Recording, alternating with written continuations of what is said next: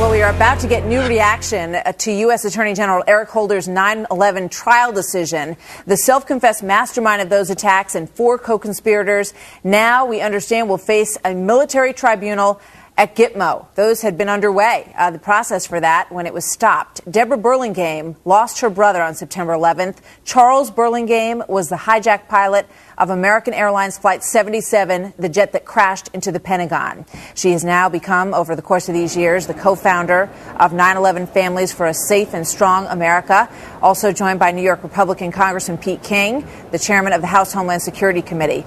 Welcome to both of you. It's good to have you here. I know this is a big day for the things that you have been fighting for. Deborah, let me begin with you, if I may. What's your reaction? Well, of course, I'm glad to see some movement in this case, and hopefully these men will be tried in military commissions. But I have to tell you, I believe that the Attorney General's performance yesterday was a disgrace. He went out and he trashed these commissions by implication, saying that he stands by his former decision. He's doing this reluctantly. Federal courts is a platinum form of due process that these men will not get, and now he I believe he's even inviting the human rights community, all of the interest groups that wanted to see military commissions go. I think his remarks have invited them to attack these commissions and undermine them.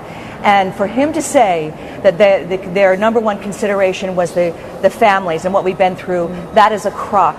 It is a disgrace for him to say it. That Justice Department and this Attorney General has ignored us, has tolerated us, has pushed us aside, has not kept us informed. And in fact, as early as a month ago, we were told by the White House that these cases were not going to go in military commissions, that they were going to continue seeking to repeal the ban by Congress on funding. So they've been incredibly dishonest with us, and I'm worried about the reputation of these commissions going forward. I think Eric Holder would like to see them fail.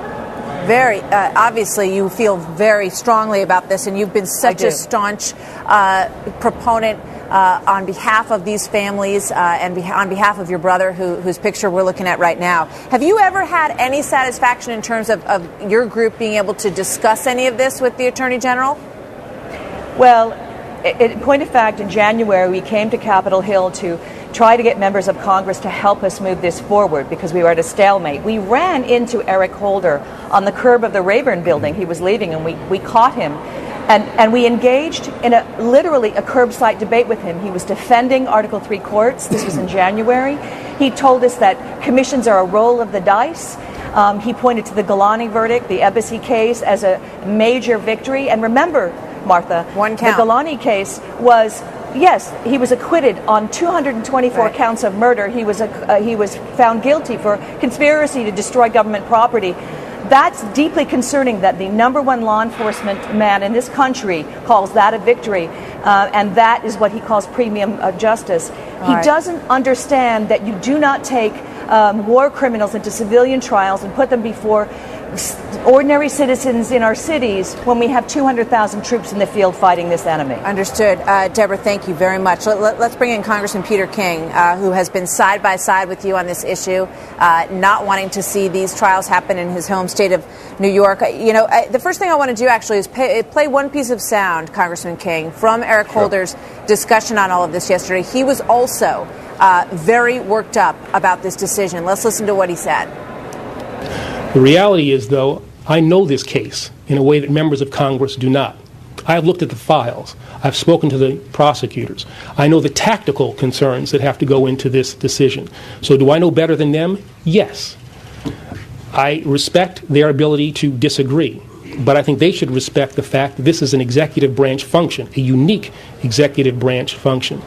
All right. Well, he says it's a unique executive branch function. Apparently, though, he's willing to cede this because he says Congress gave him such a hard time on this. It made it virtually impossible for him to carry this out the way he wanted to.